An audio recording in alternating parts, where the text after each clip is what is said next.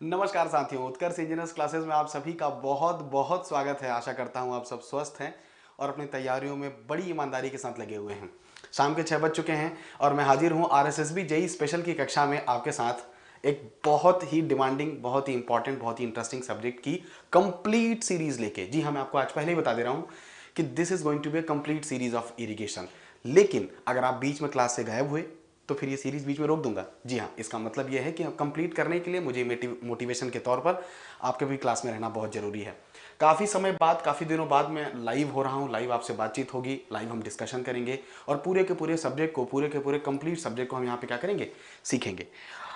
आपको पता है कि बहुत ही इंटरेस्टिंग सा सब्जेक्ट है, अजीब सा सब्जेक्ट है और बहुत सारे सवाल आते हैं, तो हम उस पूरे के पूरे टॉपिक को यहाँ पे कवर अप करेंगे। तो आप सभी विद्यार्थियों को बहुत बहुत नमस्कार। अनिल हैं, संजय हैं, उपेंद्र हैं, नीतीश हैं, भुवनेश हैं, रोहित हैं, सुभाष हैं। आप सभी विद्यार्थियों को बहुत बहुत नमस्कार, गुड इवनिंग। क्लास में आप सभी का बहुत बहुत स्वागत है। ये न सिर्फ आपको एसएससी जेई के लिए इंपॉर्टेंट है, it is also important for other exams like आपके जो आरएसएसबी जेई है और बाकी सारे एग्जाम्स है उसमें भी। बिल्कुल शांति, सृष्टि, मुनि, एवरीवन। जी, इरिगेशन है, unit wise topic wise practice करेंगे, unit wise topic wise practice करेंगे। यानी कि आज मैं इंट्रोडक्शन कर रहा हूँ, कल हम सॉइल मॉइस्चर करेंगे, फिर वाटर रिक्वायरमेंट करेंगे, फिर कैनाल करेंगे, फिर डैम करेंगे, सीपेज करेंगे। तो पूरे के पूरे सब्जेक्ट का मैं डिस्कशन करूंगा।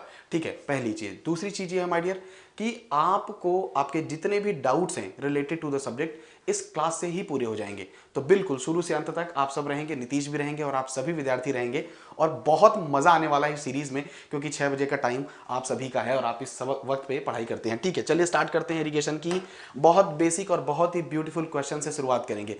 क्वेश्चन की वैरायटी आप क्लासेस में देख के समझ जाओगे कि क्वेश्चन का हम क्या लेवल रखने वाले हैं। और मैं इतना जरूर कहूंगा कि जितने भी हम क्वेश्चंस करेंगे ना, तो क्वेश्चंस रिपीटेड होंगे और वो क्वेश्चंस के एग्जाम में आने के मैक्सिमम चांसेस होंगे।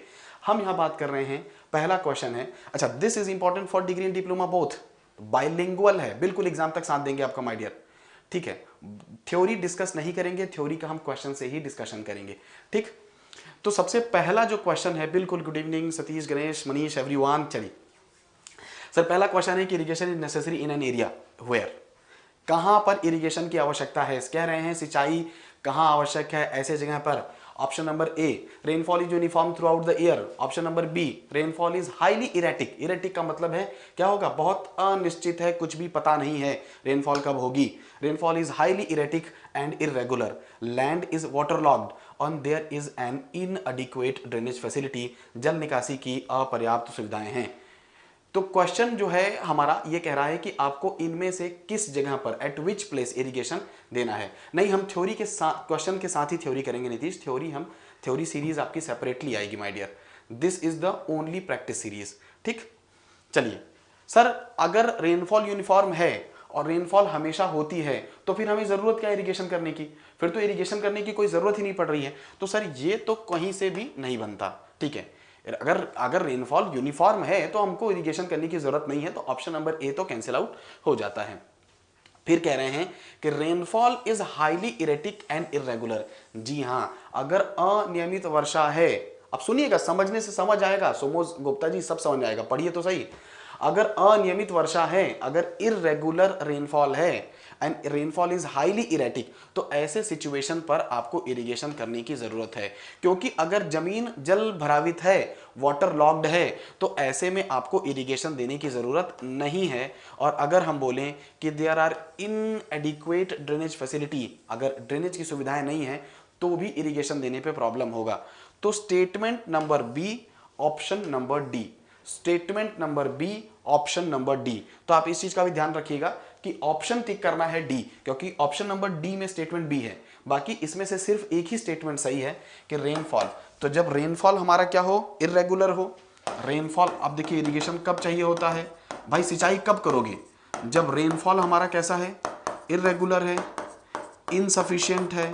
आप समझ रहे हैं ना, जब रेनफॉल का हमको कुछ आइडिया ही नहीं है, रेनफॉल इरेगुलर है, इनसफिशिएंट है, तो ऐसे सिचुएशन पे आपको चाहिए होती है आर्टिफिशियल एप्लीकेशन ऑफ वाटर। जी हाँ, ऐसे सिचुएशन में आपको चाहिए आर्टिफिशियल एप्लीकेशन ऑफ वाटर, और उसको हम कह देंगे that will be called as irrigation. तो ऐसे सिचुएशन में आर्टिफिशियल एप्लीकेशन ऑफ वाटर। तो पानी जब कम है और इरेगुलर है, in such situation you need irrigation there. Okay, second question बहुत फेमस क्वेश्चन है, this is very famous question कि with an increase in supply of irrigation water, irrigation water की सप्लाई में इंक्रीज कर देने से जो यील्ड ऑफ द क्रॉप है वो क्या होगा। यील्ड का यानी कि यहां पर प्रोडक्टिविटी की बात कर रहे हैं, तो ठीक है, तो यहां पर आप देखेंगे यील्ड का मतलब है कि कितने टन्स पर हेक्टेयर आप फसल उगा रहे हैं। उसके कहने का क्या मतलब है कि कितने टन एक हेक्टेयर के इलाके में।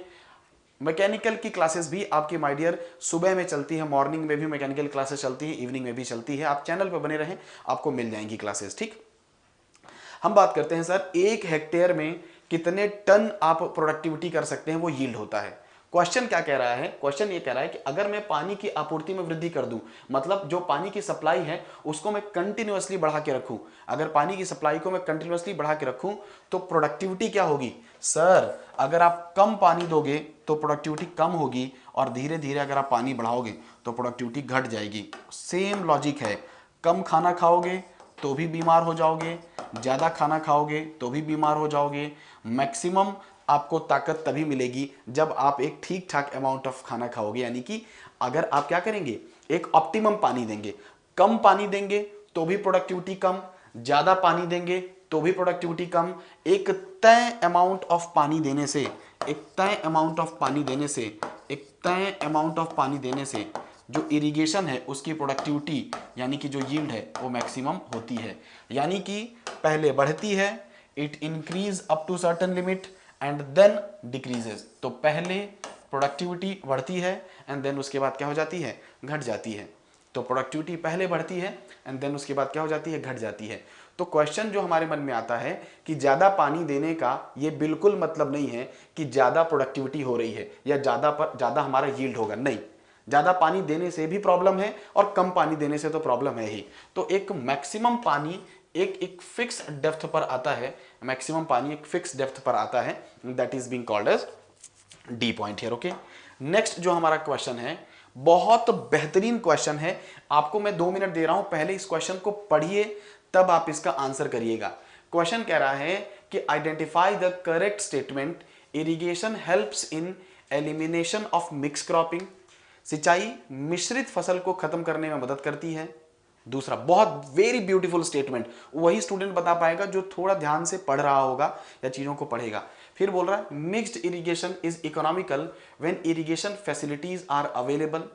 फिर बोल रहा है fertiliser used in soil will help water quality of an underground reservoir.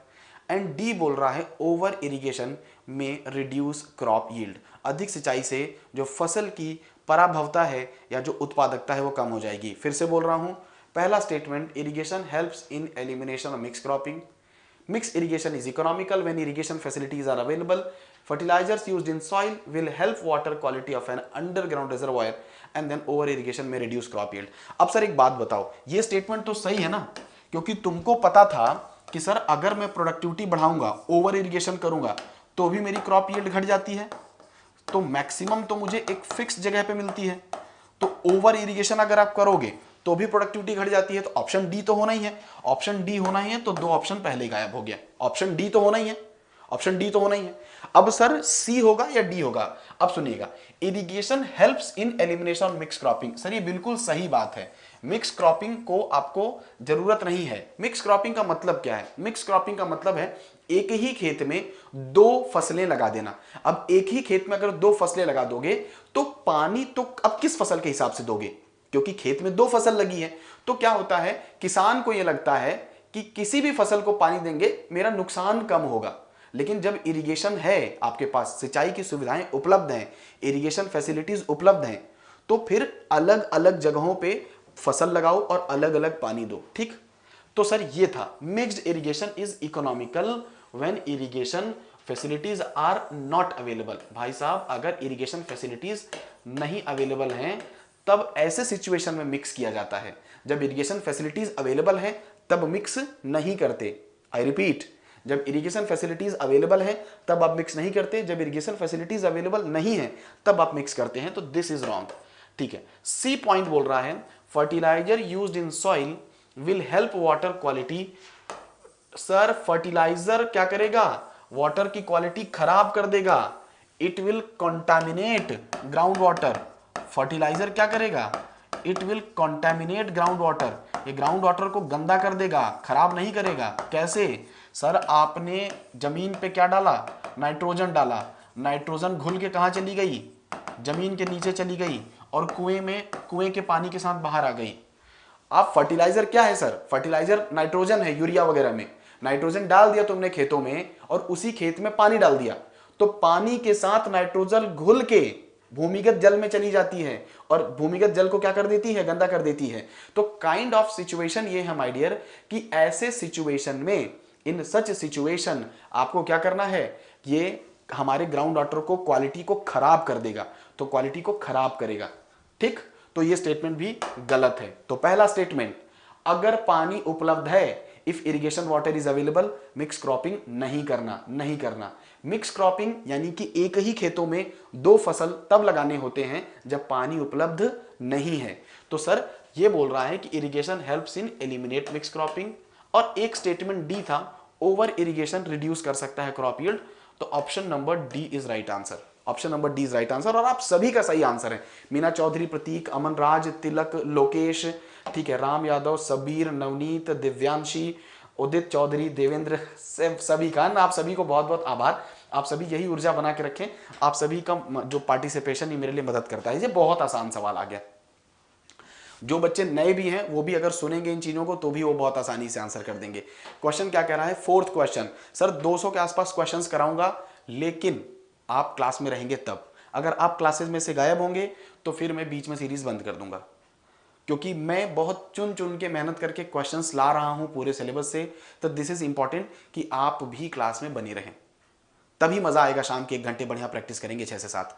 Sir question है, water for irrigation supplied as per the crop requirement throughout the crop year. Sir ये कह रहा है कि जो पानी की सप्लाई है पूरे के पूरे क्रॉप ईयर में अलाउड है, मतलब साल भर पानी अवेलेबल है। Through out the crop year, साल भर पानी अवेलेबल है, उसको हम क्या कहते हैं, water is available throughout the year. Fourth sir, water is available throughout the year क्या कहते हैं, what do you call to that, water is available throughout the year क्या कहते हो आप उसको, sir that is being called as perennial irrigation. Very good, fourth का answer D. Trilok, Sumos, Moni, Reena, Udit, Sabir, everyone, sir perennial irrigation. देखो माय डियर, एक बात में ध्यान से बात सुन लो, ध्यान से बात सुन लो, मजा आ जाएगा। इरिगेशन सर दो तरीके का, इरिगेशन दो तरीके का, कौन कौन सा सर, इरिगेशन एक है सरफेस और एक कैसा है, सब सरफेस। सरफेस मतलब जमीन पर, सब सरफेस माने जमीन के नीचे। सरफेस में भी दो तरीके से, सरफेस में भी दो तरीके से, पहला फ्लो एंड दूसरा लिफ्ट। फ्लो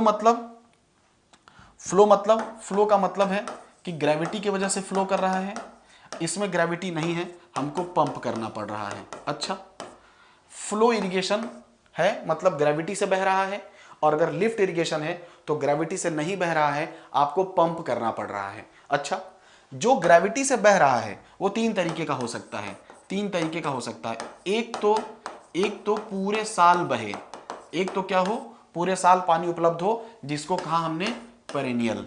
एक आपको स्टोर करना पड़े किसी ऊंची जगह पे, बाद में आपकी जरूरत के हिसाब से बहे, स्टोरेज। और एक होता है इनंडेशन, कि ये फ्लड इरिगेशन है, एक बार आएगा उसके बाद पानी नहीं आएगा। तो सर ये जब चाहोगे तब पानी आएगा, पेरेनियल अपने आप ग्रेविटी पे बह के सतह पर, सरफेस है सतह पर, फ्लो यानी कि ग्रेविटी से बहेगा, पेरेनियल मानी जब चाहोगे तब आ जाएगा। स्टोरेज का मतलब है कि आपको किसी ऊंची जगह पे स्टोर करना पड़ेगा और वहां से पानी आप फ्लो करा के लाओगे। और इनंडेशन का मतलब है ये अपने आप ये फ्लड करेगा। ठीक है, सब सरफेस दो तरीके का है, नेचुरल जमीन के नीचे, नेचुरल और आर्टिफिशियल। अब नेचुरल और आर्टिफिशियल में क्या है वो आपको आगे दिखाऊंगा। नेचुरल का मतलब है सीपेज होना और आर्टिफिशियल का मतलब है ड्रिप इरिगेशन। तो माय डियर ये चीज ध्यान रखना है कि जब भी आपको बोलेगा टाइप्स ऑफ इरिगेशन, तो टाइप ऑफ इरिगेशन दो हैं, जमीन पर, जमीन के नीचे। जमीन पर भी दो तरीके से है, अपने आप फ्लो करना, ग्रेविटी से फ्लो करना।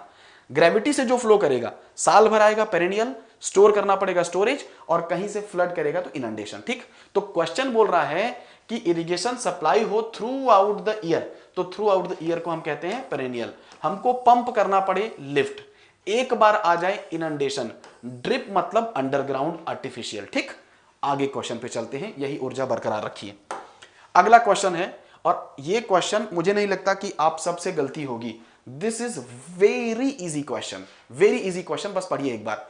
क्या कह रहा है कि which type of irrigation is practised when the water supply is at too low. पानी कहां है सर, बहुत नीचे है। To run by gravitation of the land, sir ये ग्रेविटी से नहीं बह सकते, पानी कहां है, बहुत नीचे है। अब सर मैंने आपको बताया था सरफेस एंड सब सरफेस, ठीक है। अब सरफेस में मैंने बताया था जो अपने आप आएगा फ्लो, और जो नहीं आएगा उसको पंप करना पड़ेगा, वो लिफ्ट। तो लिफ्ट इरिगेशन हुआ ना सर। सर फ्लो वाला ग्रेविटी से था, सर फ्लो वाला ग्रेविटी से था, लिफ्ट वाला था उसको लिफ्ट करना पड़ रहा था। सर बोल रहा है पानी का बहुत कम स्तर है, बहुत कम स्तर है, गुरुत्वाकर्षण से वो नहीं चल सकता, पानी का स्तर बहुत कम है, गुरुत्वाकर्षण से नहीं चल सकता। तो सर वो लिफ्ट है, वो लिफ्ट है, फ्लो नहीं है, क्योंकि फ्लो का मतलब है ग्रेविटी से आता, और जब चाहते तब आता तो पेरेनियल, स्टोर करके फिर लाते तो स्टोरेज, और एक बार भर देते तो उसको कहते हैं फ्लड। सब सरफेस में भी नेचुरल एंड आर्टिफिशियल। तो सर ये बार बार मैंने क्यों बनाया, ताकि आपको चीजें रट जाएं, ताकि आपको चीजें रट जाएं। तो बिल्कुल सही बात है, अगर ये पंप कर रहे हैं तो फ्लो, और लिफ्ट अगर ग्रेविटी से आता तो हमारा क्या होता, फ्लो, ग्रेविटी से आता तो क्या हो जाता, फ्लो। तो आप सभी का सही आंसर है लिफ्ट इरिगेशन। सर बी कैसे होगा आंसर, आंसर तो ए होगा ना अमनराज जी, बी आंसर नहीं होगा। कह रहा है ग्रेविटी से नहीं बह सकता, तो जब ग्रेविटी से नहीं बह सकता तो लिफ्ट इरिगेशन है। लिफ्ट इरिगेशन का मतलब है कि आपको इसको कहां रखना है, किसी ऊंची जगह से लेके आना है, स्टोर कराना है। ठीक, तो बिल्कुल करेक्ट आंसर ए होगा इसका, क्योंकि ग्रेविटी से ये नहीं बह सकता था। तो फिफ्थ का करेक्ट आंसर ए होगा। सर ये क्वेश्चन नंबर 6 है, और इस क्वेश्चन नंबर 6 को बहुत अच्छे से पढ़िएगा। ये बोल रहा है कि which of the following is not a major irrigation method according to NRCS. ठीक है, एनआरसीएस के अकॉर्डिंग कौन सा इरिगेशन की मेजर टेक्निक नहीं है। एनआरसीएस मतलब है national resource conservation service. NRCS का यहां मतलब है, एनआरसीएस का मतलब है माय डियर नेशनल रिसोर्स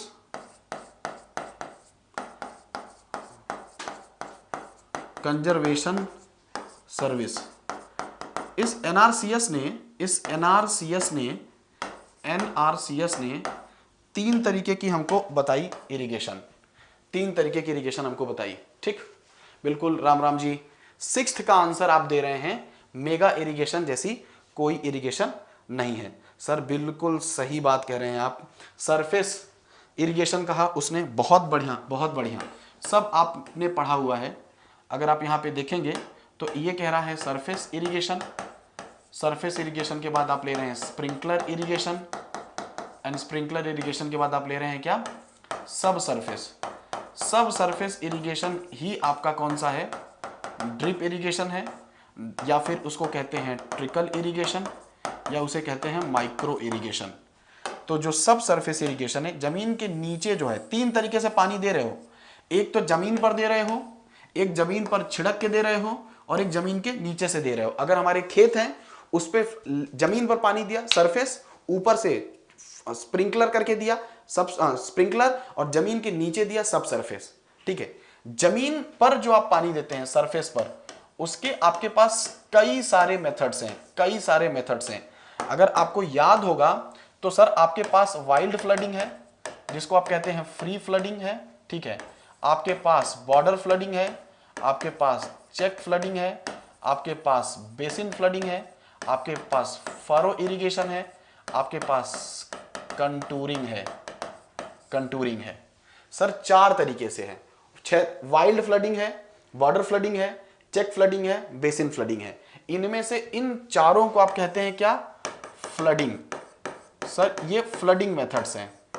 ठीक, फरो है ना, और स्प्रिंकलर का तो स्प्रिंकलर है। तो किसी भी सरफेस पर पानी, जैसे मान लो मेरे पास ये क्या है, मेरे पास ये खेत है, ठीक, खेतों में पानी ऊपर से दे दूं, छिड़क के दे दूं, खेतों में मैं ऐसे सरफेस से सप्लाई कर दूं और खेतों के नीचे सप्लाई कर दूं, तो ये मेथड है। तो एनआरसीएस ने ये आपको क्लासिफिकेशन दिया है, surface, sprinkler, sub surface. Surface यानी जमीन की सतह पर, जमीन की सतह पर वाइल्ड फ्लडिंग या free flooding, border flooding, check flooding, basin flooding, furrow irrigation, contouring, sprinkler and then sub surface. Sub surface के नाम याद रखना पड़ेगा माय डियर, सब सरफेस का नाम याद रखेंगे। ड्रिप इरिगेशन भी वही है, ट्रिकल इरिगेशन भी वही है एंड माइक्रो इरिगेशन भी वही है। तो ये जमीन के नीचे है, अंडरग्राउंड, ठीक है।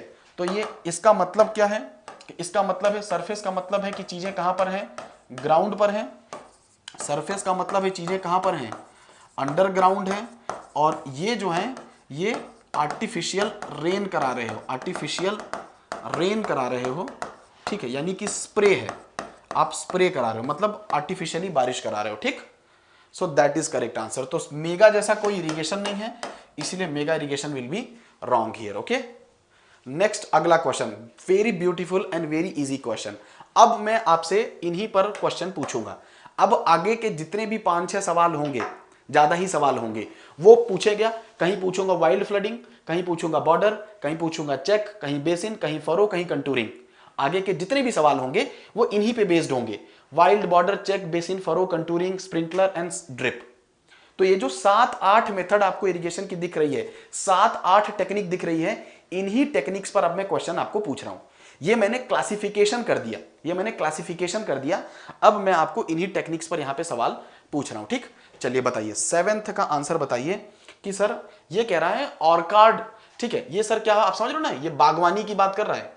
तो जब भी ऑर्कार्ड प्लांटेशन होगा, जब भी बागवानी होगी, ठीक है, चाहे मैंगो लगाइए, चाहे आप क्या लगाइए, लेमन लगाइए, चाहे आप क्या लगाइए, एप्पल लगाइए, तो जब भी बगीचे की बात होगी, जब भी बगीचे की बात होगी, तब ऐसे सिचुएशन में आती है बेसिन फ्लडिंग, ब्लेसिंग फ्लडिंग। बिल्कुल चैप्टर वाइज ही होगा, चैप्टर वाइज होगा और टॉपिक वाइज होगा। चैप्टर में भी आपने नोटिस कर लिया होगा, चैप्टर में भी नोटिस किया होगा। देखो मैं चैप्टर में कैसे क्वेश्चन करा रहा हूं। चैप्टर में सबसे पहले मैंने इरिगेशन क्या है, इरिगेशन क्या है उसके 2-3 सवाल, फिर मैं यहां पे types of irrigation, types of irrigation के 2 सवाल, फिर उसके बाद टेक्निक ऑफ इरिगेशन के सवाल कर रहे हैं, मेथड ऑफ इरिगेशन। जैसे ही मेथड ऑफ इरिगेशन फिनिश होगी, फिर मैं यहां पे इरिगेशन वाटर क्वालिटी, यहां से इरिगेशन वाटर क्वालिटी के क्वेश्चन चालू कर दूंगा। तो इरिगेशन वाटर क्वालिटी, तो सर न सिर्फ यूनिट वाइज आपके सिलेबस क्वेश्चन होने वाले हैं, टॉपिक वाइज भी होने वाले हैं। एक एक टॉपिक करके एक एक बार आएगा और उस टॉपिक से रिलेटेड सारी थ्योरी रिवाइज करा दूंगा, ठीक। चलिए क्वेश्चन बात कर रहे हैं। जब भी हम बात करेंगे एप्पल, लेमन, मैंगो ट्री, इन सब चीजों की, तो हम बेसिन फ्लडिंग करते हैं। तो बेसिन फ्लडिंग क्या है, एक तरीके का सरफेस इरिगेशन है, जिसमें क्या होता है कि जो चेक एरिया सर्कुलर होता है। चेक एरिया जनरली क्या होता है, सर्कुलर होता है। जैसे अगर मैं आपको समझाऊं, तो अगर ये पानी जा रहा है, तो इधर यहां पर एक आम का पेड़ लगा है, यहां पर एक आम का पेड़ लगा है, यहां पर एक आम का पेड़ लगा दिया, यहां पर, एंड लाइक दिस। तो इससे क्या होता है कि आपको पूरे खेतों को गीला करने की जरूरत नहीं है, पूरे खेतों को गीला करने की जरूरत नहीं है। डायरेक्ट जहां पर आम का पेड़ है वहीं पर पानी भेज दो। तो this is called as the basin flooding, this is called as the basin flooding. बिल्कुल बगीचा, thank you thank you thank you, आपने बिल्कुल कमेंट सेक्शन लाल कर दिया जी, थैंक यू जी, ठीक है। बाग बगीचा की बात करेंगे, तो जब भी बाग बगीचा होगा इस तरीके की बात होगी, बेसिन की बात होगी, ठीक। तो चाहे लेमन बोलूं, एप्पल बोलूं, मैंगो बोलूं, जब भी बाग बगीचे की बात होगी तो इसकी बात होगी। अगला जो क्वेश्चन है, on the rolling land the method of applying water is. अब सर देखिए, ये जो क्वेश्चन है this is the slightly controversial question है, लेकिन जो बेस्ट सूटेड आंसर होगा उसको ही हम टिक करेंगे, ठीक। रोलिंग लैंड, रोलिंग लैंड का मतलब है एक तरीके का अनड्यूलेटेड लैंड, ठीक है, एक तरीके का अनड्यूलेटेड लैंड है, अनड्यूलेटेड लैंड है। रोलिंग लैंड का मतलब है अनड्यूलेटेड लैंड है। अब सर अनड्यूलेटेड लैंड है, थोड़ी सी ऊबड़ खाबड़ जमीन है और हल्की फुल्की क्या है, स्लोपी भी है, हल्की फुल्की क्या है, स्लोपी भी है। मतलब जमीन आपकी ऊबड़ खाबड़ है और हल्की फुल्की क्या है, स्लोपी भी है। ऐसे सिचुएशन में आपको फ्री फ्लडिंग करना होता है, जिसको आप वाइल्ड फ्लडिंग भी कहते हैं, वाइल्ड फ्लडिंग भी कहते हैं, ठीक है। सबसे ज्यादा नुकसान होता है इसमें, and in the such situation, बिल्कुल बी इज राइट आंसर। ऐसे सिचुएशन में आप फ्री फ्लडिंग करते हैं, जिसको वाइल्ड फ्लडिंग भी कहते हैं। पानी का बहुत नुकसान होता है, क्योंकि फ्री फ्लडिंग में क्या होता है सर, फ्री फ्लडिंग में ये होता है कि इधर से आ रहे पानी को आप क्या कर देते हैं, आप ओपन कर देते हैं। यू ओपन दिस वाटर, पानी आ रहा था इधर, ठीक है, पानी आ रहा था, आपने ओपन कर दिया, आपने क्या कर दिया, ओपन कर दिया, आपने ओपन कर दिया, और ये खेतों में बिंदास भर रहा है पानी, खेतों में बिंदास पानी क्या होता जा रहा है, भरता जा रहा है, फिर बिंदास पानी क्या होता जा रहा है, भरता जा रहा है। तो पानी इधर से आई, मेन सप्लाई, मेन सप्लाई इधर से आई, आपने इधर ओपन कर दिया, इधर ओपन कर दिया, तो खेतों में, तो सर पानी का लॉस बहुत ज्यादा है, बिल्कुल पानी का लॉस बहुत ज्यादा है, वेरी लो जो है इसका, वेरी लो, नहीं बॉर्डर नहीं होगा इसका आंसर, क्योंकि रोलिंग लैंड लिख दिया है।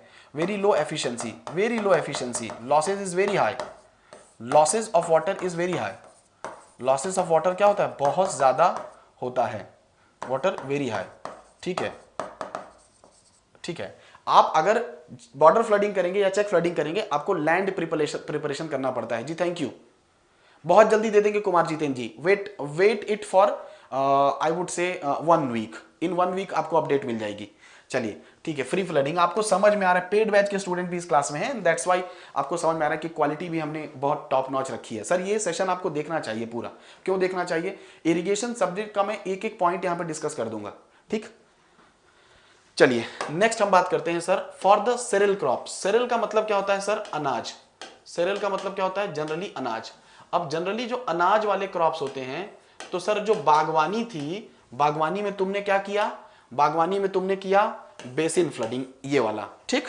उसके बाद क्लोज्ड ग्रोइंग क्रॉप के लिए, क्लोज्ड ग्रोइंग क्रॉप के लिए, बहुत नजदीक उगाए जाने वाले क्रॉप्स के लिए, ठीक है, क्लोज्ड ग्रोइंग क्रॉप्स के लिए, जब जमीन अनड्यूलेटेड थी, जब जमीन अनड्यूलेटेड थी, इररेगुलर थी और स्लोपी थी, तो उस सिचुएशन में क्लोज्ड ग्रोइंग तुमने ये कर दिया, दिस यू हैव डन। अब बोल रहा है क्वेश्चन कि जब सेरेल क्रॉप हो, जब अनाज हो, तो अनाज वाली सिचुएशन में क्या करते हैं। जी बिल्कुल, बहुत सारे पेड बैच के स्टूडेंट हैं, तो इसलिए जो यूट्यूब वाले स्टूडेंट हैं उनको भी समझना चाहिए कि क्या हम कितना बेहतरीन सीरीज लेकर आए हैं, ठीक है। सर बोल रहा है सेरेल क्रॉप यानी अनाज के लिए बात करेंगे, तो अनाज वाला जो अडॉप्ट करते हैं, this you adopt for the check method, क्योंकि सेरेल क्रॉप के लिए आपको कंट्रोल्ड तरीके से करना होता है, कंट्रोल्ड तरीके से करना होता है। फ्री फ्लडिंग जो होती है वो जनरली क्या होती है, अनकंट्रोल्ड होती है, कंट्रोल्ड नहीं होती, इसीलिए अनाज वाली सिचुएशन पे आपको कंट्रोल्ड तरीके से फ्लडिंग करनी पड़ती है, और कंट्रोल्ड तरीके से फ्लडिंग करनी पड़ती है चेक। कंट्रोल कैसे करेंगे सर, सर जो फ्री फ्लडिंग थी, माय डियर सुनिएगा ध्यान से, मजा आएगा, जानबूझ के मैं थोड़ा सा तेज चल रहा हूं, सो दैट हम लोग ज्यादा से ज्यादा कंटेंट कवर कर पाए। सर जो ये फ्री फ्लडिंग थी, फ्री फ्लडिंग थी, इसी को आपने क्या कर दिया सर, कंट्रोल कर दिया, इसी को आपने क्या कर दिया, कंट्रोल कर दिया, इसी को आपने क्या कर दिया, कंट्रोल कर दिया। अब सर ये रोलिंग लैंड पे नहीं होगा, क्यों सर, ये जनरली प्लेन लैंड पर होगा, क्योंकि पानी इधर से भी यहां गया और पानी कहां गया, इधर से भी यहां गया, पानी इधर से भी इधर आ रहा है एंड पानी इधर जा रहा है, तो sir this is controlled way. अब पानी कहीं भी नहीं जा सकता, हमने क्या कर रखा है, कंट्रोल कर रखा है, बिल्कुल क्यारियां बना दी हैं, डिचेस बना दिए हैं, हमने क्या किया है, कंट्रोल कर दिया है। कैसे कंट्रोल किया है, लो फ्लैट जो है लीवीज या फिर डिचेस बना के, क्यारियां बना के हमने कंट्रोल कर दिया है। तो क्वेश्चन नंबर 9 की अगर हम बात करें, तो जब अनाज वाली सिचुएशन होती है, अनाज जब हम उगाते हैं, तो जनरली हम कंट्रोल्ड तरीके से करते हैं, मतलब हम उसी खेत में क्यारियां बना देते हैं, मेड़ बना देते हैं, डिचेस बना देते हैं, तो उससे पानी क्या होता है, जहां पानी जाता है वहीं रुका रहता है, इधर उधर नहीं जाता है। तो इसमें क्या होता है सर, कंट्रोल करने के लिए आपको बहुत ज्यादा लैंड प्रिपरेशन कॉस्ट लगती है, तो कोई बात नहीं, जमीन को तैयार करना पड़ता है, जमीन को प्रिपेयर करना पड़ता है, उसकी कुछ कॉस्ट लगती है, लगने दो। अनकंट्रोल्ड में लैंड प्रिपरेशन नहीं होता, अनकंट्रोल्ड में नो लैंड प्रिपरेशन, यानी कि फ्री फ्लडिंग में कोई भी जमीन को प्रिपरेशन नहीं करना, डायरेक्टली आप एक कोने पर खोल देते हैं, पानी जहां जा रहा है जाने दो, पानी जहां जा रहा है जाने दो, ठीक है, पानी जहां जा रहा है जाने दो। जी वो भी लेकर आएंगे, डोंट वरी, पॉसिबल जी, वो भी लेकर आएंगे, यूट्यूब पे ही लेके आएंगे बहुत जल्दी, ठीक। So that is the basic idea, तो पानी जहां जा रहा है जाने दो, ठीक, correct. Thank you thank you thank you thank you ji everyone, बिल्कुल आप लोग वही इसी ईमानदारी के साथ बनिए क्लास में, डेली माहौल बन गया है भाई, एकदम समर शंख हमने बजा दिया है, चलिए अगला क्वेश्चन है रो क्रॉप। आप देख रहे हो सर, क्वेश्चन देखो सर, एक एक टॉपिक से एक एक क्वेश्चन उठाए हैं मैंने। एक क्वेश्चन जो है आपका रो क्रॉप का है, सेरेल क्रॉप का है, ठीक है, क्लोज ग्रोइंग क्रॉप का है, रोलिंग लैंड का है, तो एक एक क्वेश्चन उठा रखे हैं। This is for the whole revision. अब अगला क्वेश्चन आ गया रो क्रॉप्स का। तो रो क्रॉप्स के लिए क्वेश्चन पूछ रहा है। तो रो क्रॉप्स यानी कि वो जो पंक्तियों में उगाए जाते हैं उनकी बात कर रहा है। तो सर ये 10th question, very easy question, बताइए। बिल्कुल, थैंक यू आदि, बहुत बढ़िया। अरे ये नंबर अभी 100 होने वाला है, ठीक। रो क्रॉप सर, बिल्कुल, रो क्रॉप का मतलब है सर पंक्तियों में जो चीज उगा रहे हैं। किसमें? पंक्तियों में उगा रहे हैं। तो पंक्तियों के लिए आपके पास है फरो इरिगेशन, और इसे ही कॉरुगेशन इरिगेशन कहते हैं। तो सर आपको पता है कि इस सिचुएशन में जो प्लांट है, ठीक है, plants are grown on ridges. Plants को कहां उगाते हैं? रिजेस पे। रिजेस यानी कि डॉलियों पे। रिजेस हिंदी माध्यम के विद्यार्थियों के लिए बता दूं, जो डॉलियां होती हैं, जो ऊंची जगह होती है, वहां उगाते हैं। And water is flowing on ditches. पानी कहां फ्लो कर रहा है? पानी फ्लो कर रहा होता है किसमें? डिचेस में। Water is flowing on ditches. अगर मैं आपको सिंपली समझाऊं यहां पे, अगर मैं आपको एक बहुत सिंपल तरीके से अंडरस्टैंडिंग दूं, तो सर आप यहां पे ऐसा समझ सकते हैं, you can understand it like कि हम किस तरीके से चीजों को समझ रहे हैं। जैसे समझिए, जैसे मेरा ये पूरी की पूरी खेत है, तो इस पूरे के पूरे खेत में हमने रोज में प्लांट लगा रखे हैं। कहां पे? रोज में। ये देखिए, ये मैंने आलू की खेती कर रखी है। ये मैंने क्या कर रखी है? आलू की खेती कर रखी है। आलू की खेती क्या कर रखी है? कर रखी है। और सर यहां बीच में पानी बह रहा है। बीच में क्या हो रहा है? पानी बह रहा है। जरा कमेंट कर दो डिचेस का साइज।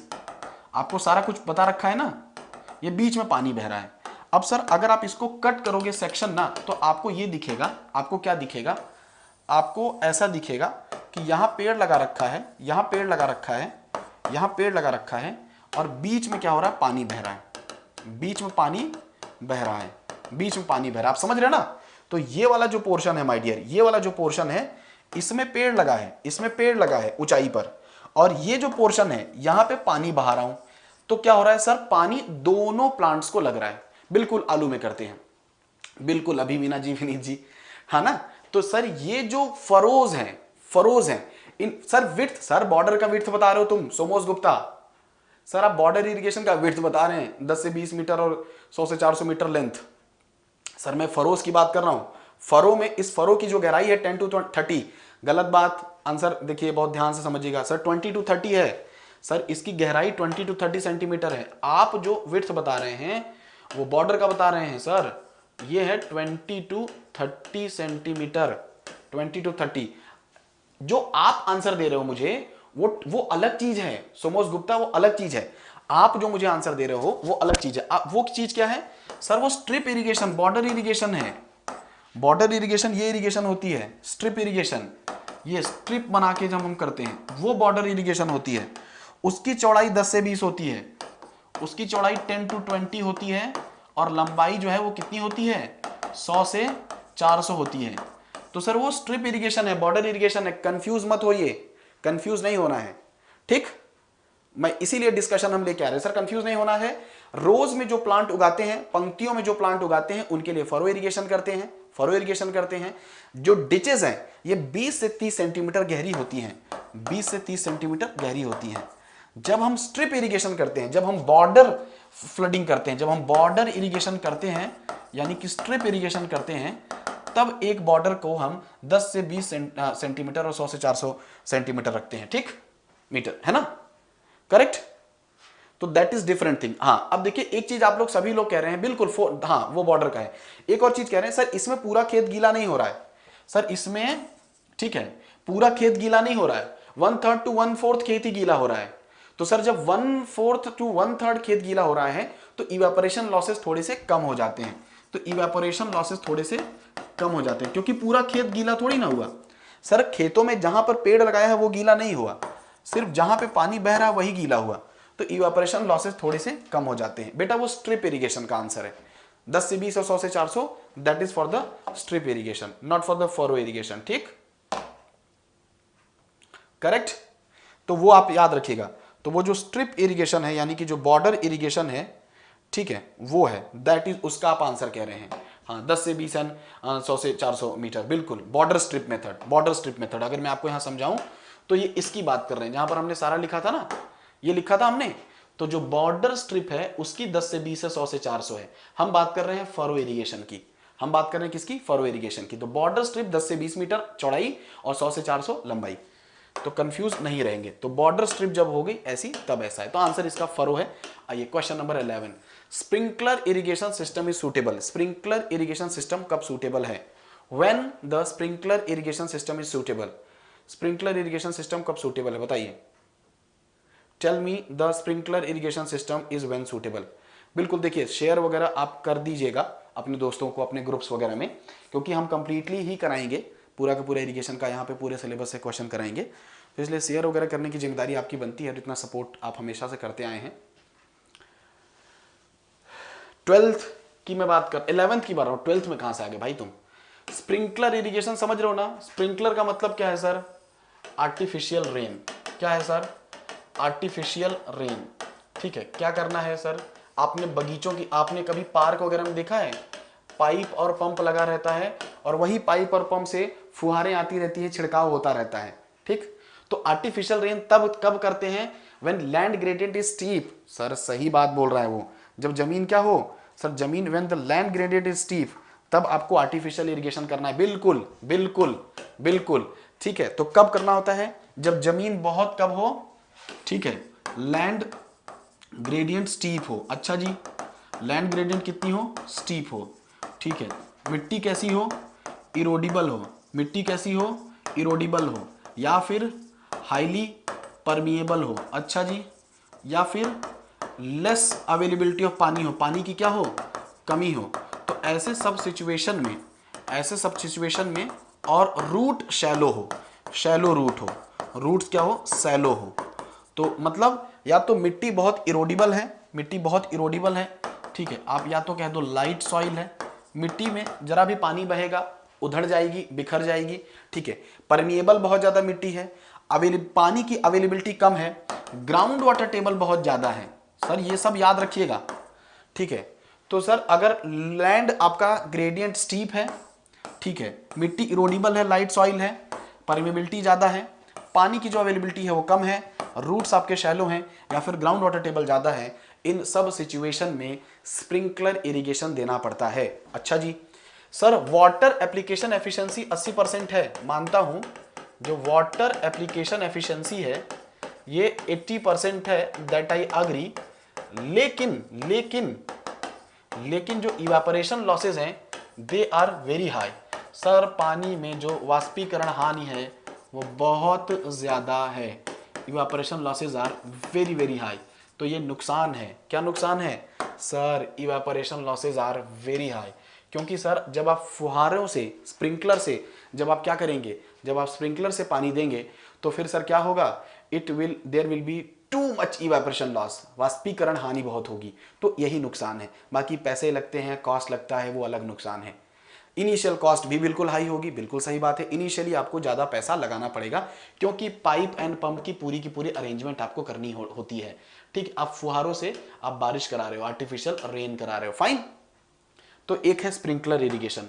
अगले क्वेश्चन पाइएगा, which is not method of controlled flooding. Controlled flooding का कौन सा मेथड नहीं है? चलिए बताइए कौन सा कंट्रोल्ड फ्लडिंग का मेथड नहीं है?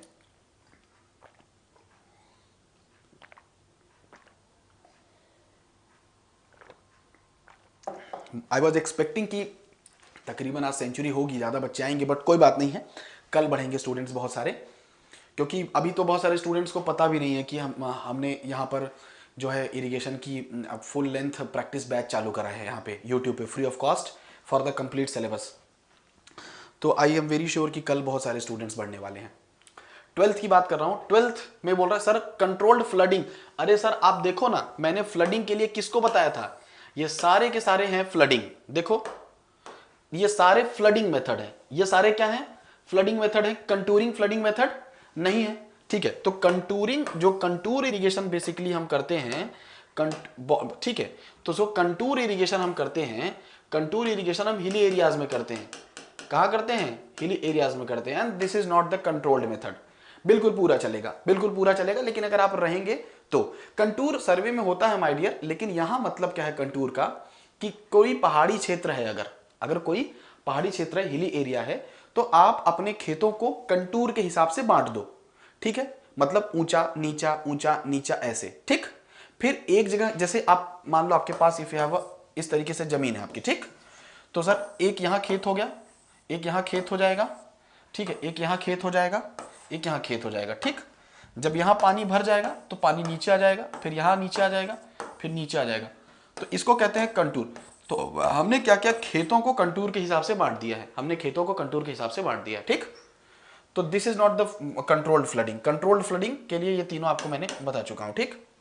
नाउ द क्वेश्चन नंबर 13 का आंसर करिएगा, बहुत ध्यान से पढ़िए, बहुत ब्यूटीफुल क्वेश्चन है। क्वेश्चन क्या कह रहा है, पढ़िए ध्यान से। क्वेश्चन कह रहा है sir, which of the following statements given below is not correct? Is not correct क्या है? In a trickle irrigation system, trickle irrigation system, पहले तो नाम समझिएगा। गुड इवनिंग बलराज जी, बहुत सारे पुराने स्टूडेंट क्लास में आ रहे हैं। मैं कह रहा हूं ना, बहुत सारे स्टूडेंट्स को नहीं पता अभी कि क्योंकि काफी दिनों से यूट्यूब पे मैं आया नहीं आपसे मिलने, आपको कुछ पढ़ाने, तो काफी लंबे समय बाद में आया हूं, तो मुझे पता है कि बहुत सारे स्टूडेंट जुड़ने वाले हैं कल, ठीक? बिल्कुल, हाँ। अब यहां पर देखिएगा सर, जब भी बोलेगा ट्रिकल इरिगेशन सिस्टम, तो ट्रिकल सुनते ही दिमाग में आएगी ड्रिप इरिगेशन, माइक्रो इरिगेशन, या फिर अंडरग्राउंड, या फिर सब सरफेस, कुछ भी नाम दीजिए। जैसे ही ट्रिकल बोला तो ये सब सेम है, अंडरग्राउंड, सब सरफेस, ड्रिप, ट्रिकल, ये सब सेम है, all these are the same. कहीं बोले सब सरफेस तो भी वही है, ठीक है? ड्रिप तो भी वही, ट्रिकल। अब सर यहां पर, जहां पर ये जमीन के नीचे है, it is below the surface, तो सर बिलो द सरफेस है तो इवेपोरेशन लॉसेस तो कभी हो ही नहीं सकते sir. Sir evaporation losses is practically, the evapotranspiration is practically, evapotranspiration losses is eliminated, water application efficiency is high. बिल्कुल सही बात है, वाटर एप्लीकेशन एफिशिएंसी कितनी होती है सर? 95%, बिल्कुल सही बात है, ठीक है? ठीक है, 95% वाटर एप्लीकेशन एफिशिएंसी होती है। Sir evapotranspiration is practically eliminated, evapotranspiration क्यों खत्म होगा? इवेपोट्रांसपिरेशन का तो मतलब है सर कि सर पौधा इस्तेमाल करेगा, तो सर वो चीज तो है, वो आपके लिए तो ये this will be not wrong, ठीक? फिर बोल रहा है deep percolation and run off are practically eliminated, नहीं, पूरी तरीके से जो खत्म होता है वो इवेपोरेशन खत्म होता है। तो याद रखिएगा कि पर्कुलेशन लॉस नहीं, evaporation losses are practically eliminated, वो नहीं, इवेपोरेशन लॉसेज आर एलिमिनेटेड, ठीक है? इवेपोरेशन पूरी तरीके से खत्म हो जाता है, deep percolation and run off losses are not being eliminated, तो याद रखिएगा, तो ये खत्म हो जाता है, तो ये स्टेटमेंट भी गलत है, ठीक है? The fertiliser can be applied economically along with the irrigation, sir fertiliser वगैरह को, ठीक है, जब हम मिक्स करते हैं तो बेसिकली हम स्प्रिंकलर में मिक्स करते हैं, तो यहां पे बी ही सही आंसर हमारे यहां पे बनेगा। So the correct answer for this question will be, अगर हम यहां बात करेंगे, so there will be the, ठीक है, तो water application efficiency is very high, क्योंकि इवेपोट्रांसपिरेशन इज प्रैक्टिकली एलिमिनेटेड, आप उस तरीके से नहीं कह सकते, ठीक? हाँ जी, बिल्कुल अच्छा कर देने की कोशिश करेंगे। लॉसेस बोला होता तब वो तो सही होता, ठीक? चलिए नेक्स्ट क्वेश्चन पर आएंगे, नेक्स्ट क्वेश्चन पर आएंगे। यहां बोल रहा है the conjunctive use of water, बिल्कुल डेली होगी अब एक क्लास। एक सेकंड, क्या पूछा है? एक second, give me one more minute. Okay, which is not correct, फिर तो सर आपको not correct, I am sorry, फिर तो आपको चूज करना पड़ेगा, फिर तो ए हो जाएगा। यहां पर देखिएगा सर, आई एम सॉरी, आप यहां पे देखिएगा, बी वेरी केयरफुल। चलिए ये सारी चीजें हैं, ओके, देखिए पढ़ने में गड़बड़ी हो जाती है, देन आपको प्रॉब्लम है, ठीक? अब सर बोल रहा है विच इज नॉट करेक्ट, तो सर फिर तो यहां पर आपको मोस्ट सूटेबल ऑप्शन चूज करना पड़ेगा, फिर तो आपको सी लेके चलना पड़ेगा। क्यों सी लेके चलना पड़ेगा? क्योंकि इवेपोर, अब देखिए, अब now you have to go with the sea. क्यों जाना पड़ेगा? देखिए पहली बात जो बोल रहा है कि deep percolation run off losses are practically eliminated, ये भी बहुत कम होंगे, ठीक है? तो फिर सर ये फिर आप यहां पर देन, चलो ये तो होना नहीं है, बी को आप कैंसिल आउट कर दिए, फर्टिलाइजर भी आप मिक्स कर सकते हो, ठीक है? इवेपोट्रांसपिरेशन इज प्रैक्टिकली एलिमिनेटेड, तो सर ये स्टेटमेंट आपका क्या है? This statement is wrong. तो सर यहां दो ऑप्शन बन रहे हैं, ए और सी, यहां पर दो ऑप्शन बन रहे हैं ए और सी स्टेटमेंट वाइज, तो हम बात करते हैं डी परकोलेशन लॉसेस भी कम होंगे, तो I will go with C here, क्योंकि इवेपो ट्रांसपिरेशन तो सर होगा ही होगा ना। अगर बोल रहा है कि इवेपो ट्रांसपिरेशन पूरी तरीके से खत्म हो जाए तो ये तो संभव ही नहीं है, तो this is also not correct. हम बोल रहा है कि evapotranspiration is practically eliminated. Evapotranspiration का मतलब है कंजम्पटिव यूज, तो कंजम्पटिव यूज तो वहां पर होगा ही ना, ठीक। तो as of now you can go with C here, okay. अगले क्वेश्चन पे चलो। अब आइए क्वेश्चन नंबर 14, क्वेश्चन नंबर 14 पर आइए। The conjunctive use of water in the basin, हाँ practically it can not be eliminated, बिल्कुल। थ्योरेटिकली भले कह दो, बिल्कुल। Practically it can not be eliminated, theoretically भले आप कह दो, बिल्कुल। चलिए क्वेश्चन पर आइएगा। Now come back to question number 14, the conjunctive use of water. अब आप पढ़ते हैं हमेशा कंजम्पटिव यूज, यहां पर क्वेश्चन में पूछा है कंजंक्टिव यूज। कभी कभी sometimes it is very necessary to read the right type of question. जब हम बहुत जल्दी में पढ़ रहे होते हैं या बहुत जल्दी में हम पढ़ा रहे होते हैं तो वो उस फ्लो के साथ हम नॉट वगैरह मिस कर देते हैं और नेगेटिव नंबर मिलता है। तो आपको ये भी सीख यहाँ पे मिल रही है। फिर अगला क्वेश्चन है 14th, the conjunctive use of water in basin. अब कंजंक्टिव यूज का मतलब क्या है? कंजम्पटिव नहीं है, it is the conjunctive use. Conjunctive use की बात कर रहा है, तो कंजंक्टिव यूज की बात कर रहा है। कंजंक्टिव का मतलब है, कंजंक्टिव यहाँ पे सिंपल सा मतलब है कि combined use of surface and ground water resources. जी हाँ, surface and ground water resources दोनों का कंबाइंड यूज, ये कंजंक्टिव है। अगर आपसे क्वेश्चन में पूछा होता कंजम्पटिव यूज, तो consumptive use evaporation plus evapotranspiration हो जाता। कंजम्पटिव यूज जो है इवेपोरेशन प्लस इवेपो ट्रांसपिरेशन हो जाता, ठीक। अगर कंजम्पटिव यूज पूछा होता तो यहां पर ट्रांसपिरेशन और यहां से क्या होता, इवेपोरेशन, दोनों को मिलाते तो इवेपो ट्रांसपिरेशन, और ये हमारा हो जाता क्या, कंजम्पटिव यूज। लेकिन कंजंक्टिव बोला है तो कंजंक्टिव यूज मींस ठीक है, combined use of surface and ground water resources, ठीक। Combined use of surface and ground water resources.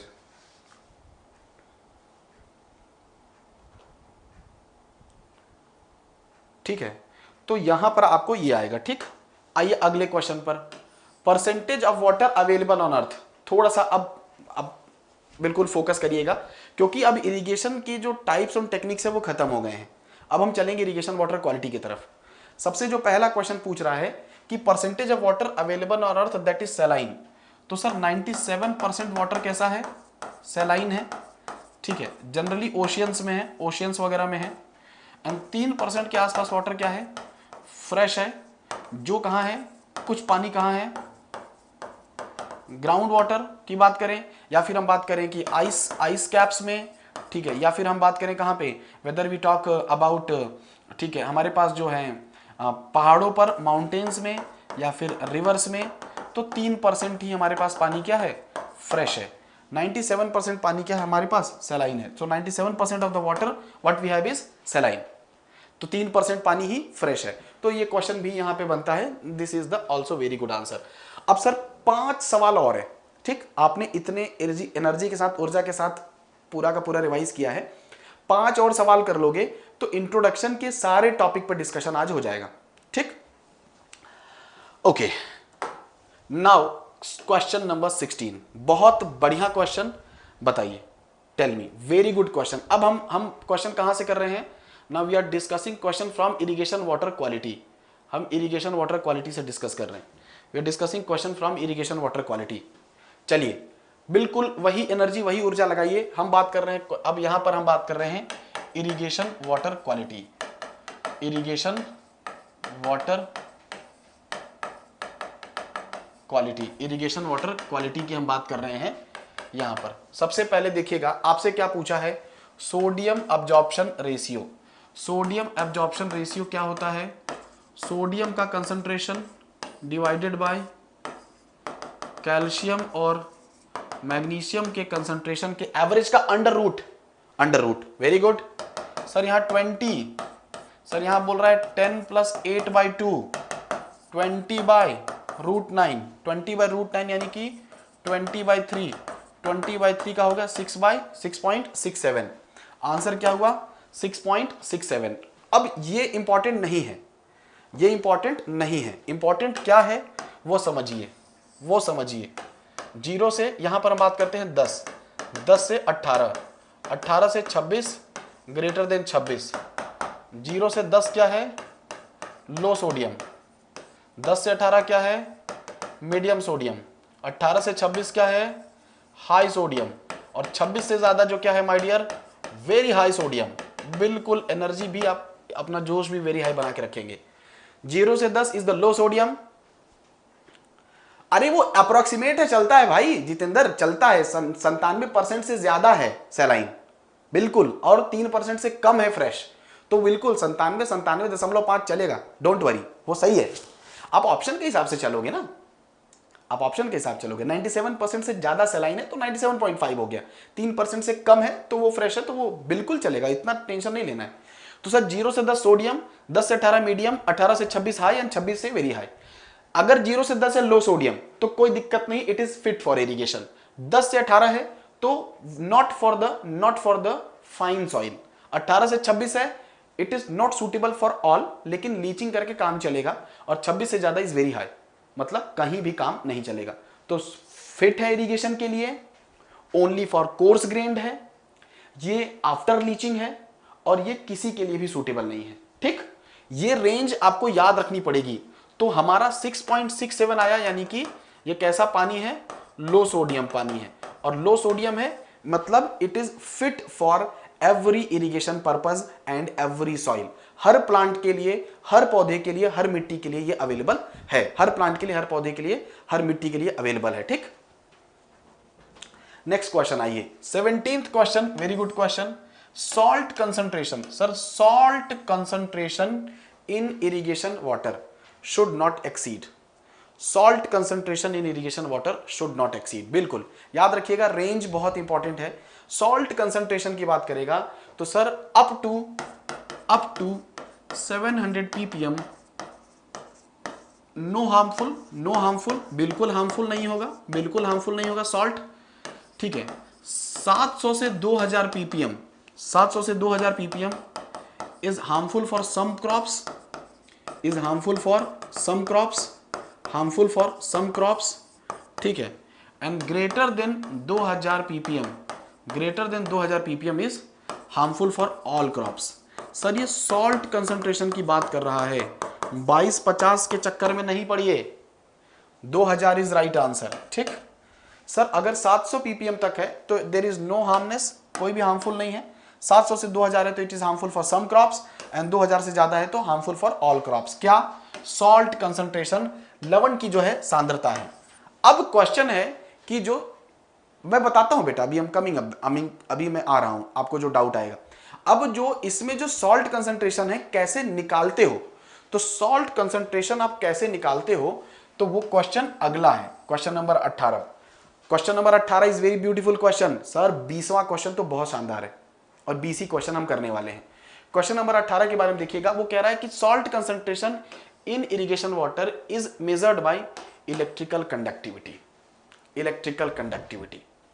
अब ये बात करेंगे 0 से 250, या अब आप आया C1 C2 C3 C4, 0 से 250, 250 से 750, ये वाला आपने पढ़ा है, 250 से 750, 750 से 2250, ये इलेक्ट्रिकल कंडक्टिविटी है, एंड ग्रेटर देन 2250। ठीक, तो ये लो, मीडियम, हाई, लो सॉल्ट, लो सेलाइन। ठीक है, तो सर ये इलेक्ट्रिकल कंडक्टिविटी है, this is not salt concentration. ये क्या है सर? ये इलेक्ट्रिकल कंडक्टिविटी है। तो कैसे निकालते हो आप सॉल्ट कंसंट्रेशन को विद्युत चालकता से ही निकालते हो।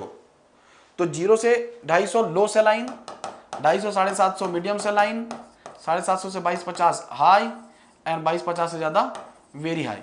तो सर क्वेश्चन जो है ये है, ठीक है, this is the thing here. आप पढ़िएगा, दिमाग लगाइएगा, बार बार बता रहा हूं। अगर सॉल्ट बोला तो रेंज आएगी 700 से 2000 एंड 2000 से ज्यादा। फिर सुन रहा हूं, सॉल्ट बोलेगा तो 700 तक कोई दिक्कत नहीं, 700 से 2000 दिक्कत सब कुछ के लिए होगी, और 2000 से ज्यादा सबके लिए दिक्कत होगी। अगर इलेक्ट्रिकल कंडक्टिविटी बोलेगा तो 250 लो, 250 750 मीडियम, 750 2250 हाई, एंड 2250 से ज्यादा very high. Low salt no problem to anyone, medium salt it will be problematic to some crops, लेकिन आपको लीचिंग करना है। High salt for the salt tolerant plant and 22-50 से ज्यादा किसी के लिए यूज नहीं होगा। तो इलेक्ट्रिकल कंडक्टिविटी की ये रेंज है C1 C2 C3 C4 यहां पर, और सॉल्ट कंसंट्रेशन की ये रेंज है। ठीक, ध्यान से पढ़िएगा क्वेश्चन में, ठीक है। और आपके लिए अगला क्वेश्चन है बिल्कुल 19th फ्रेश नया क्वेश्चन, सल्फेट के कंसंट्रेशन की बात कर रहा है। सल्फेट कितना होना चाहिए if it is the good quality irrigation water. अगर गुड क्वालिटी इरिगेशन वाटर है तो what should be the sulphate concentration.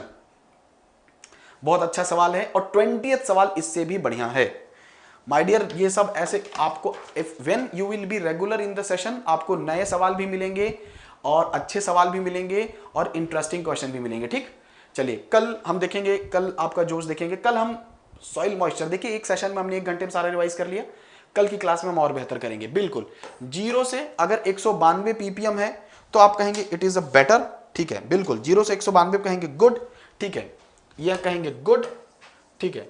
195 से 480 या 92 से 480 होगा तो it is satisfactory, satisfactory, and 400 से ज्यादा तो होगा नॉट फिट, बिल्कुल फिट नहीं है।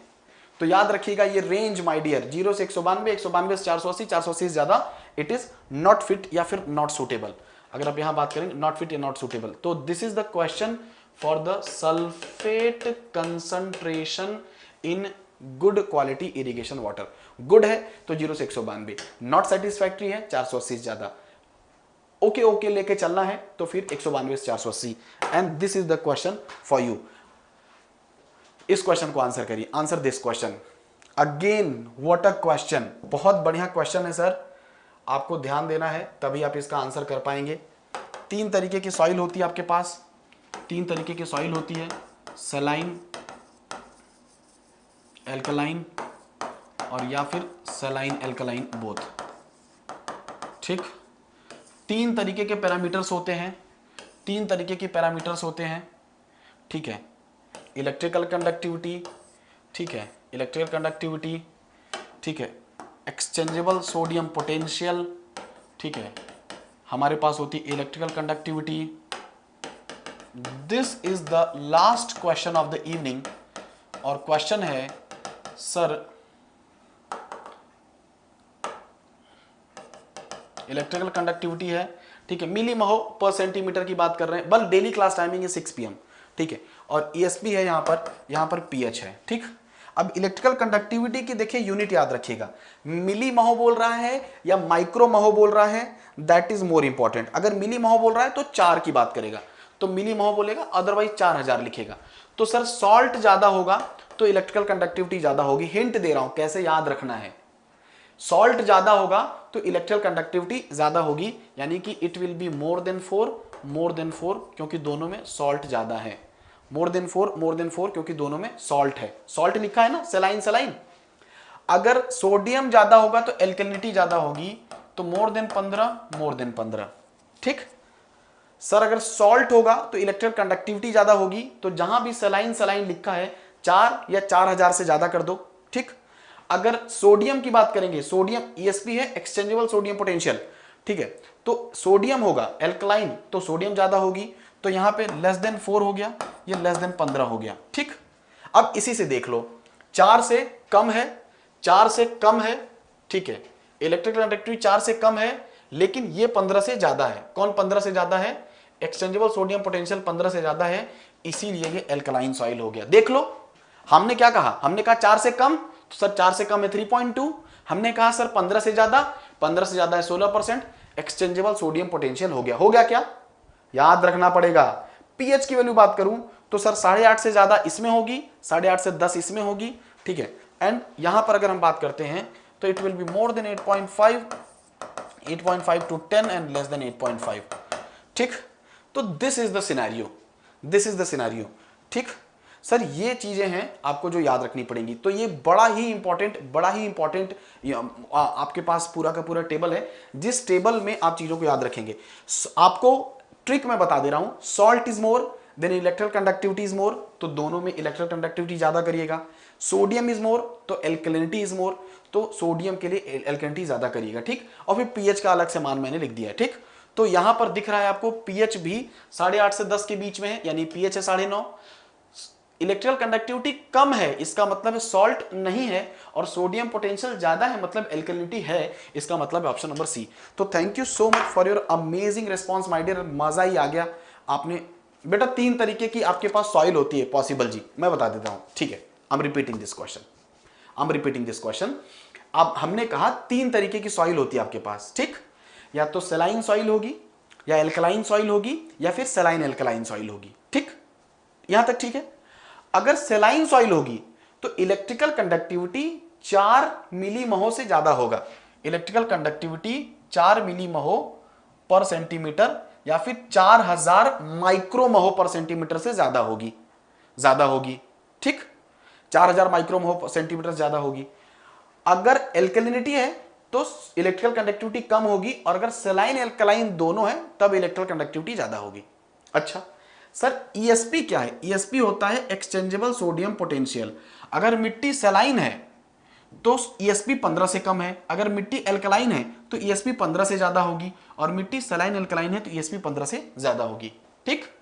अगर मैं बात करता हूं पीएच की बात करता हूं, for the salt pH will be more than 8.5, for the alkalinity pH will be 8.5 to 10, and for the सेलाइन alkaline pH will be 8.5। तो बेटा मिट्टी के 3 लेवल हैं, मिट्टी के तीन हमारे क्या हैं, टाइप्स हैं। उन तीनों को तीनों कैटेगरी में बांटा है।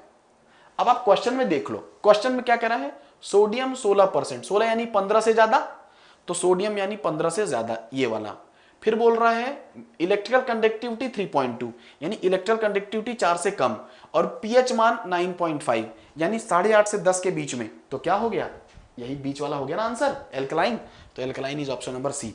तो पीछे कमेंट में दिखाइएगा किसको समझ में नहीं आया था। आई थिंक यहां तक क्लियर हो गई आपको कहानी, पूरी समझ आ गया। तो मिट्टी को 3 तरीके से हमने ले रखा है, बिल्कुल। अरे वाह, किसी ने 17 में 20 किया, किसी ने 20 में 20 किया, and I am very happy, ठीक। चलिए, बहुत शानदार तरीके से आपने रिस्पांस दिया, मजा ही आ गया। कल के लिए अलग ही मोटिवेशन है। तो कल हम लोग मिलेंगे, डिस्कशन करेंगे। क्वेश्चंस को बहुत ध्यान से पढ़िएगा, तब जाके चीजें आपको बेहतर होती है, वरना मेरी तरह किसी क्वेश्चन में नॉट वाले को आप ओके और नॉट ओके और रिक्वायर्ड नॉट करे को गलत पढ़ लेंगे, ठीक है। तो चलिए, कल मुलाकात होगी सेम टाइम पे 6 बजे। मुझे पता है कल आपकी एनर्जी, कल आपका मोटिवेशन और ज्यादा होगा, और फिर कल हम चीजों को और बेहतर सीखेंगे। कल हम बात करेंगे soil moisture. Thank you so much everyone, good night, take care.